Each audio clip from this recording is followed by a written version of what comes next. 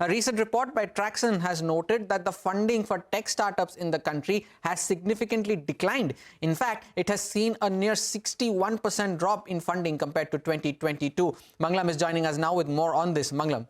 Well, it is interesting and it is important from a secondary market standpoint as well, because all the new age companies that we track will perhaps tomorrow, come to the street, etc. As far as IPOs, the seedings of that happen in the startup space itself. And in 2023, the tech startup space has seen the lowest funding that we've seen in the last 5 years itself. This year so far, it's been just $7 billion. This compares with $25 billion that happened in 2022. So that's an over 60% drop over last year. And why just last year? Just look at the current quarter that we're in right now. The funding so far has been just under $1 billion, $957 million to be precise. And that makes it the lowest funding quarter all the way up till September 2016 quarter. So that's telling you the kind of funding winter that we're seeing in tech startups itself.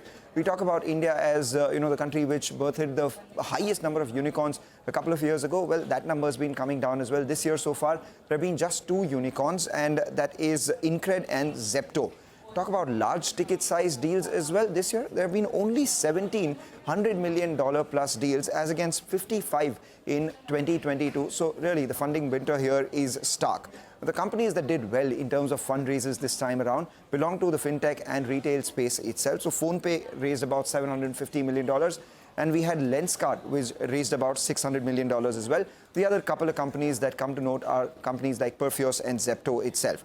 Fintech funding, which was nearly a third of last year at $2.1 billion, were pretty similar to retail funding of around $1.9 billion as well. But we'll end on an optimistic note. There are 2 sunrise sectors which are doing well. Environment tech received almost $1.2 billion, which is the highest level that we've seen since 2021, a 225% jump. And the second one is space tech, which saw a growth as compared to last year in terms of the overall funding. We always find hope from somewhere, don't we, Mangalam? Thanks a lot for joining in. And with that, it's a wrap on this edition of Midcap Radar. The markets continue to be where they are, struggling below the 21,000 mark for the Nifty. From myself, Sonal, and the entire team that put this show together, thank you so much for watching. MF Corner takes the action forward. Stay tuned.